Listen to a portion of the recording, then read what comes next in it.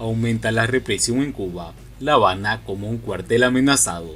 ¿Cómo están amigos? Bienvenidos a Noticias Importantes. Comenzamos. La Habana vive en alarma de combate, con un zumbido amedrentador de avispas negras, un gato enjaulado en Villa Marista y el único colegio que la revolución convirtió en cuartel. Miembros del movimiento San Isidro y otros opositores detenidos y acosados. Mientras Twitter echa humo, el coronavirus sigue haciendo zafra y los cubanos deambulan por las tiendas dolarizadas, aliviados porque Raúl Castro se despide con una promesa: las tiendas en MLC desaparecerán cuando mejore la economía, o sea, nunca. El desproporcionado esquema defensivo, reprimiendo y amedrentando, demuestra que la jubilación del general del ejército ocurre en el peor momento posible, y el miedo que recorre la espina dorsal del tardocastrismo, que ya no soporta ni las discrepancias internas de dirigentes angustiados por la pobreza y la desigualdad, contra los que arremetió Raúl Castro en su alocución en el fallido octavo Congreso del Partido Comunista.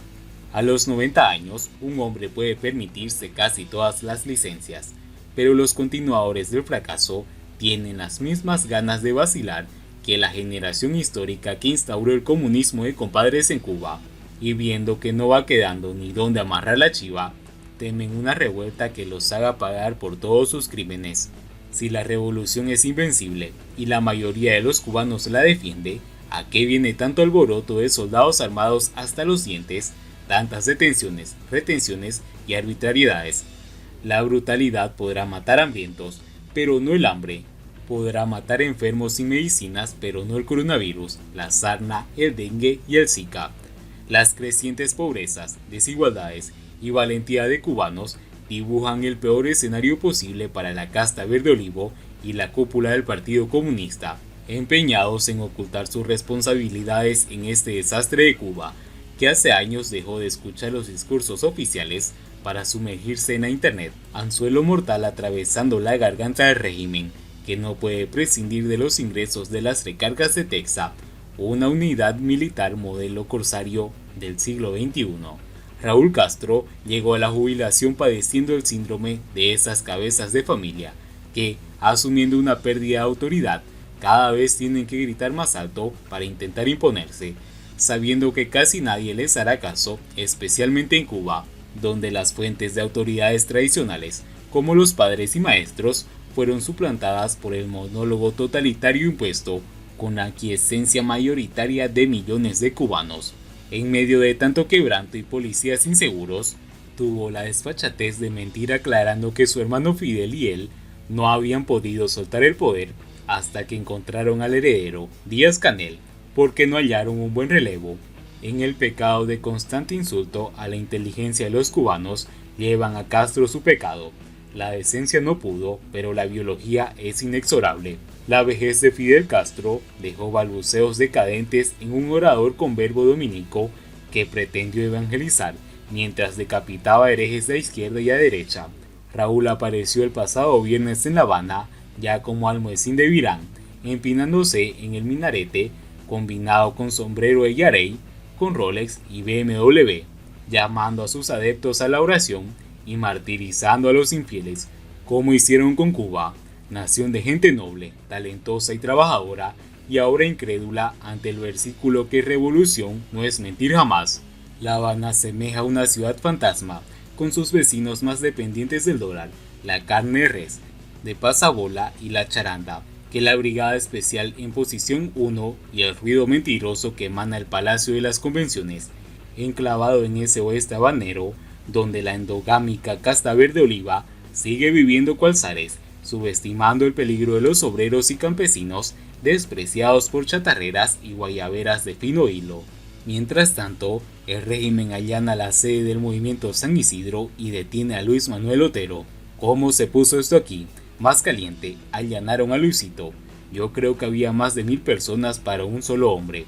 En paradero desconocido se encuentra el artista Luis Manuel Otero Alcántara, tras ser allanada la sede del movimiento San Isidro, situada en Dama 955, el día viernes en horas de la noche. ¿Cómo se puso esto aquí? Más caliente, allanaron a Luisito. Yo creo que había más de 1000 personas para un solo hombre. dice una vecina que no quiso ser identificada porque el barrio está militarizado y los vecinos, además de estar incomunicados porque les han cortado el servicio de internet, han sido aterrorizados. La poeta Afrik Reina también fue detenida durante el operativo.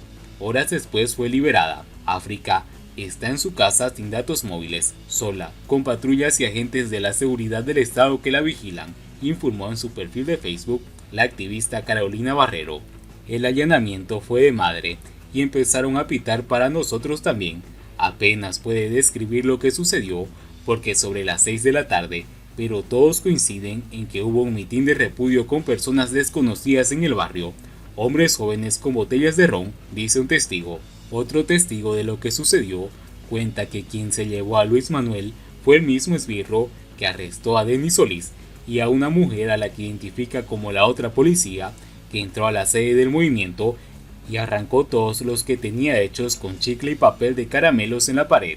Se refiere a la última serie cuya inauguración fue interrumpida también por otra detención arbitraria. En esta ocasión el performance se llamaba Garroteville y cuestionaba las políticas represivas que el régimen aplica a activistas, opositores y a las que el mismo Luis Manuel ha sido víctima en más de una ocasión. África Reina le hacía el acompañamiento con una acción plástica. Pese a los cortes continuos de internet, la última transmisión de los artistas fue sobre las 5 de la tarde. El allanamiento ocurrió una hora más tarde, cargado de violencia. Siguiendo con las noticias, Raúl Castro arremete contra la oposición en Cuba, carece de liderazgo y capacidad movilizativa. El exgobernante cubano, Raúl Castro, intentó minimizar el impacto de la oposición en el país y afirmó que carece de liderazgo y capacidad movilizativa. En su discurso inaugural ante el plenario del 8º Congreso del Partido Comunista, Raúl Castro, que el pasado viernes anunció su renuncia como primer secretario de la organización, aseguró que el movimiento opositor cubano continúa decreciendo en la cantidad de sus miembros y el número de acciones de impacto social, al tiempo que afirmó que el activismo de estos grupos es solo en redes sociales e internet. Además, acusó a los opositores y a la prensa independiente de usar estas plataformas para divulgar a los cuatro vientos una imagen virtual de Cuba como una sociedad moribunda y sin un futuro, a punto de colapsar y dar un paso al tan anhelado estallido social. Según él, la verdad es otra, la contrarrevolución interna, que carece de base social, liderazgo y capacidad movilizativa, continúa decreciendo en cantidad de sus miembros y el número de acciones de impacto social, concentrando su activismo en redes sociales e internet. Castro no reconoció en su intervención en el foro partidista que se desarrolla en el Palacio de Convenciones de La Habana que el aumento de la represión por parte de las autoridades de la isla se debe, precisamente, al aumento del activismo contra el régimen. Por el contrario, arremetió contra los opositores por presuntamente manipular asuntos de intereses para grupos específicos vinculados con la protección de animales, el medio ambiente o manifestaciones artísticas y culturales, todo ello dirigido a desconocer las instituciones existentes. Como es habitual en su discurso oficialista cubano, el exmandatario dijo que la oposición recibe financiamiento de Estados Unidos y retomó el enfoque contra los medios independientes, a los que acusó de tener respaldo monetario para el desarrollo de plataformas de generación de contenidos ideológicos que llaman abiertamente a derrotar la revolución. Crece respaldo monetario para el desarrollo de plataformas de generaciones de contenidos ideológicos que llaman abiertamente a derrotar a la revolución. Lanzan convocatorias para la realización de manifestaciones en espacios públicos. Sin el más mínimo pudor, declaran las tarifas que se pagan desde los Estados Unidos a los ejecutores de estas acciones criminales, señaló Castro.